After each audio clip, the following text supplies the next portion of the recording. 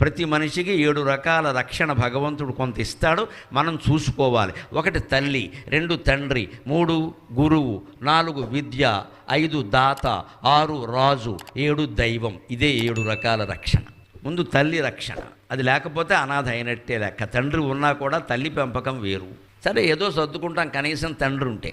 తల్లి తండ్రి లేకపోతే చెప్పక్కర్లేదు ఇంకా. అంటే తల్లి రక్షణ ఒక రక్షణ. రెండోది తండ్రి. మూడోవాడు గురువు, చదువు చెప్పేటువంటి గురువు. నాలుగోవాడు అతను నేర్చుకున్న విద్య ఆయన బాగా చెప్పాడు, వీడికి రావాలిగా.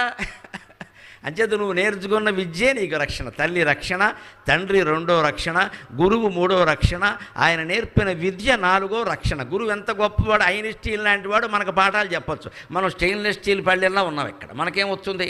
ఐన్స్టీన్ మా గురువు గారు అని చెప్పుకోవడమే, నీకేమి రాలేదు ఇక్కడ. అంచేత నువ్వు నేర్చుకుంటేనే నీకు వచ్చింది. వశిష్ఠుడి దగ్గర పాఠం చెప్పుకున్నామంటే కుదరదు. పాఠం నీకు వచ్చిందా లేదే చెప్పు.